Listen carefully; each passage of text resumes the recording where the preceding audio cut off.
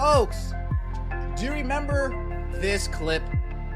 The clip heard around the world. The clip that will be following Angel Reese for the rest of her career.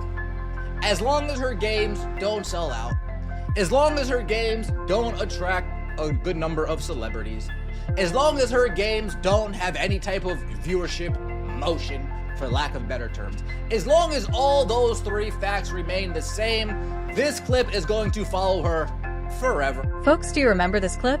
The clip heard around the world? The one that could haunt Angel Reese for the rest of her career? The day a simple question turned into the most uncomfortable silence in WNBA history. It's been so long since I've seen this clip, I forgot how arrogant Angel Reese sounded. I forgot how full of herself Angel Reese sounded. I forgot not only how nasty she sounded, the nasty facial expressions coinciding with her answer. You can see it clear as day. It's written on her face. She's disgusted that she's not getting the credit that she deserves. Last season, during the height of her rivalry with Caitlin Clark, Angel Reese looked straight into the cameras and told the world, "Sorry, young lady. Nobody knows who you are. Nobody would be watching the WNBA additionally for you. This is all about Caitlin Clark. Caitlin Clark is bringing the money to the game, the planes to the game, the TV viewership. The WNBA is on fire because of Caitlin Clark." Next question. That's all she said.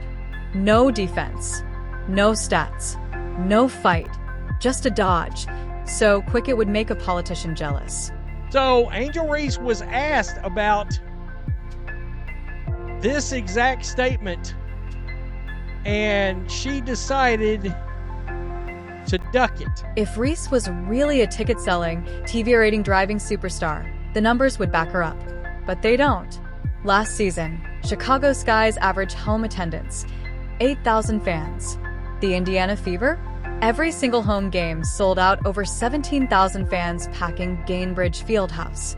Now, keep in mind, whoever asked this, and there's people clowning the person that asked this, it was her statement going during the basketball season from last year, and the person's asking for her current feelings on said statement, her own statement.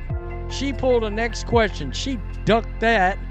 She duck goose that right out of existence. When the numbers started circulating, Reese's mother jumped in to defend her daughter on X, posting, She talked about sold out arenas. What arenas are selling out that Caitlin Clark isn't playing in? I need to know. I need to know. What the Las Vegas Aces? No, the Las Vegas Aces sell out their season tickets. Tell me somebody who's selling out every damn place they go that's not named Caitlin Clark. Tell me somebody who's attracting celebrities, numerous celebrities everywhere they go, not named Caitlin. While Reese ducks questions, Caitlin Clark doesn't have to say a word. Her numbers speak louder than any interview. Clark's homecoming at Carver Hawkeye Arena, 15,000 seats, sold out in 45 minutes. 1.3 million people tuned in to watch her first pro game in Iowa. Her statements from last year, that's from a circus. That was a clown show statement to have made about watching for us and blah, blah, blah, blah, blah. And here's the wildest part: preseason games featuring Clark averaged over $600 per ticket. That's higher than some NBA playoff games. She's not just breaking WNBA records, she's rewriting the entire sports business playbook. We're going to find out very quickly who amongst the Chicago Sky fans are really and truly basketball fans, or are they Angel Reese, the content creator fans? Because, and you got some of those folks obviously tuning in for basketball, but is it because of Angel Reese or for the best interest of the Chicago Sky team and you want to see them win ball game? Reese has said she's happy to play the villain, but in sports, villains still have to deliver. Right now, the receipts don't match the rhetoric. Her next question moment will go down as the day the hype train hit the brakes. Angel Reese's mom taking to X to tweet this. After all of the hullabaloo about Caitlin Clark and the high ratings, she says, that certain fan base looking in the stands celebrating attendance, while others are looking up in the rafters celebrating championship banners. We ain't the same. Different year, same haters. Have a great day. Well, all right. It is a different year, and it is the same haters, but I think you're calling yourself out, Mama Reese. So is Angel Reese the star she says she is, or just another player in Caitlin Clark's spotlight? One thing's for sure.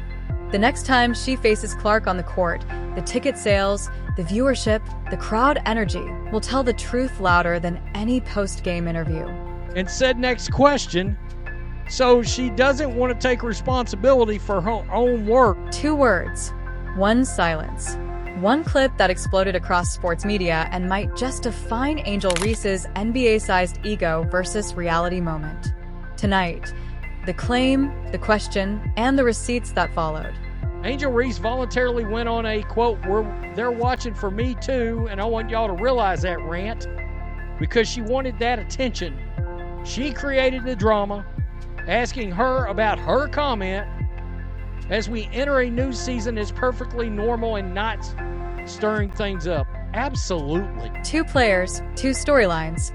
Caitlin Clark, the rookie phenomenon who sold out arenas and broke viewing records. Angel Reese, the trash talker, who insists she's part of the boom. Their friction has been public since the 2023 NCAA title game. That moment the taunt lit everything up. It's Caitlin Clark mania, and here we go again. 1.3 million people tuned in on Sunday afternoon to see Caitlin Clark return to Iowa as a professional and start raining in 3-pointers from ridiculous distances. Last season, Reese went on record.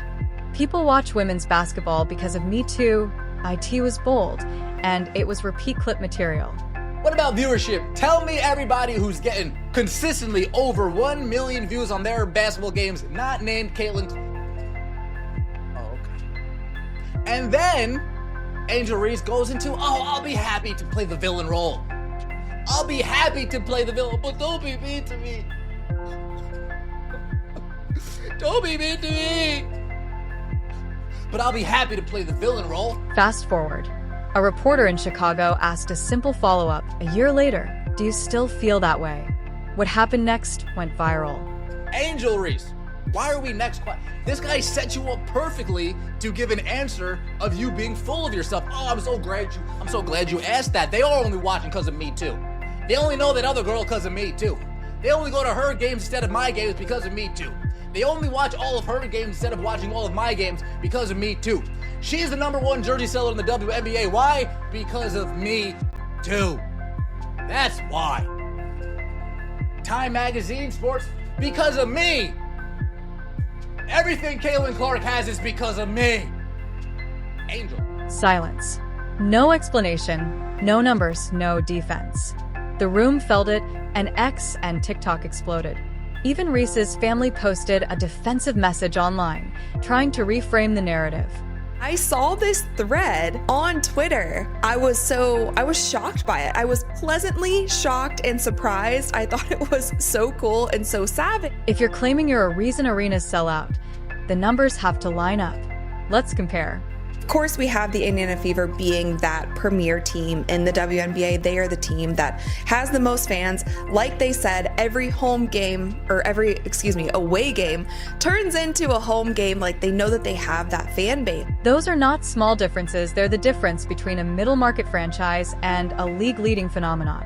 Here we have today, basically clapping back at all of that and proving that they know that they are the moment, they are the Showtime team, they are the biggest team currently in the WNBA. This kind of stuff is not only good for the Indiana Fever, it's good for the entire WNBA. Reese's own homecoming at LSU didn't sell out. The Pete Maravich Assembly Center, capacity 13,200, drew roughly 6,300 for a Sky exhibition about half full. I think anytime you play with the goat of our team, or the goat of our game, you're going to learn a lot. You have to be ready for the ball, head on a swivel at all times. And the way that she throws the ball is a lot how DT threw it. I think this is just the younger version of her, so she has a little bit more energy, a little bit more spunk. I miss DT in her prime, but doesn't mean she wasn't great when I played with her. But honestly, at the end of the day, everybody can shoot, right? If you're cutting and you're open, you're going to get the ball. And so you just have to be ready for that. And I'm excited for that. And I think you'll see 1 through 5 is interchangeable. And so you'll see the 5 bring the ball down. So it's going to be a little different for other teams to play defense against us as well. While Reese's LSU homecoming underwhelmed, Caitlin Clark's return to Iowa set a different standard. The preseason matchup at Carver Hawkeye Arena sold out, almost equals 15,000, and the TV numbers were enormous. Did Caitlin Clark make Angel Reese point at the ring finger back at LSU? Did Caitlin Clark make Angel Reese hop up off the bench like a member of Cobra Kai when Kennedy Carter cheap-shotted Caitlin? Does Caitlin Clark make Angel Reese complain about everything? She can't afford to pay her rent. She can't do this. She can't do that. A lot of whining. But then all of the narcissistic comments at the same time, and maybe she comes by it honest. Beyond seats and TV, merchandise tells the story. Fanatics data showed Caitlin Clark's Fever jersey as one of the top-selling basketball jerseys in 2024, reportedly second overall in basketball retail behind Steph Curry for that measurement window. May the 17th in Indianapolis, Indiana, when the season is going to be kicked off with the Ali Frazier of our generation. Caitlin Clark hosting the Chicago Sky and Angel Reese. The Indiana Fever at Gainbridge Fieldhouse in Indianapolis. This is where organization meets star power. The Fever will play 41 of 44 regular season games on national television this season, an unprecedented level of coverage that reflects where the networks see value. Supporters of Reese push back. She's a polarizing figure who draws attention, headlines, and engagement. They point to her media presence, endorsement deals, and the legacy of the LSU title moment. On May 17th, the teams met at Gainbridge Fieldhouse in Indianapolis.